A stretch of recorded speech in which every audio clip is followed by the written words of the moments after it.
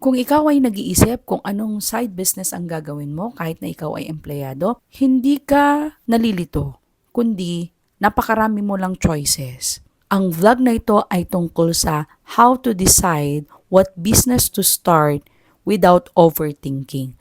I am Joyly Luis. I am an ordinary employee with extraordinary dream for me and for my family. So, bibigyan kita ng 2 tips lang. O, 2 tips para dumiretso ka dun sa ginagawa mo. And yun ang ginamit ko para makita ko kung ano ang side business na gagawin ko. So bago ko ibibigay sa inyo yung 2 tips, may kwento muna ako. Last 2025, May, ay meron akong sinalihan na content creation na course. Start, maganda. Ang naging problema ko, along the way, is dun yung time na clinose ko yung video, yung Zoom namin. Tapos, dun na ako nag-iiyak. Kasi dun na nag-start na parang may mali. Parang hindi ko tanggap yung sinasabi ni mentor at hindi mag-jive dun sa gusto kong goal. Then, dun na ako nag-iyak. Tapos, imbes na magtutuloy ako na mag-content, I suddenly stop. Tapos, ang naging solution ko, sige, kasi paniniwala ko talaga, I need to continue. Hindi ko na sinasayang yung pera, pero yung experience, kasi alam kong babalik. I started enrolling again and again and again. I spend really money until I find a mentor for my personality development. And I'm going to share to you what happened to me is with 2 reasons lang and nahanapan ko kung ano ang side business na para sa akin na without overthinking and dire-diretso na gagawin.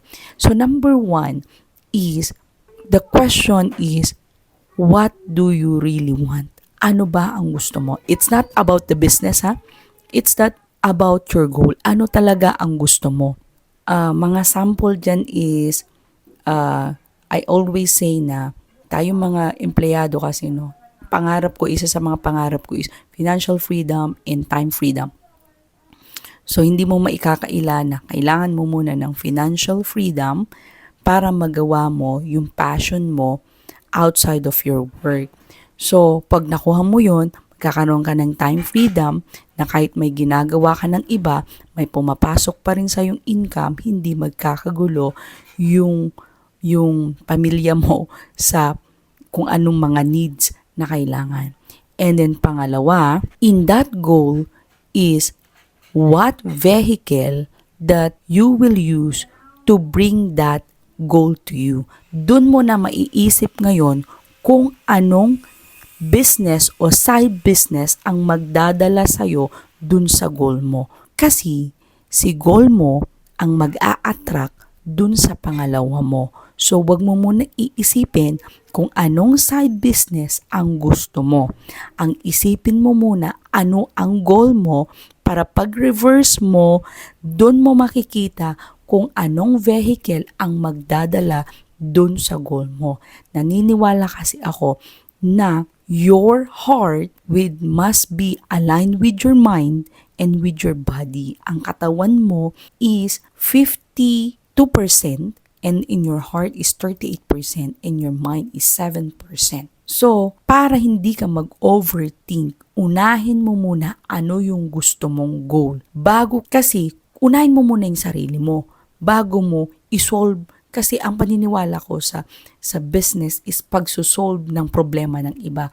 Paano mo masosolve yung problema ng iba? Ikaw nga naguguluhan. Baka ang gugustuhin mo na lang pag nag-business ka, pera. Now, I will tell you, pag pera lang ang hinahabol mo sa business, yung quality ng work mo ay hindi maganda. Baka hindi na babalik yung kliyente mo o yung customer mo sa'yo. So, sagutin mo muna, what do you really want? And then pangalawa, what vehicle that you can use to get what you like or your goals.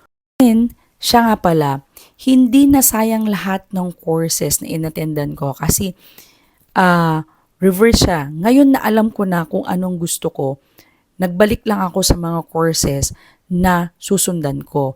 Now, I know I can align now kung ano ang dapat kong gawin araw-araw. So, yun lang. Sana may nakuha ka na value sa vlog na ito. At don't forget to like, share, and subscribe. And see you po on my next vlog.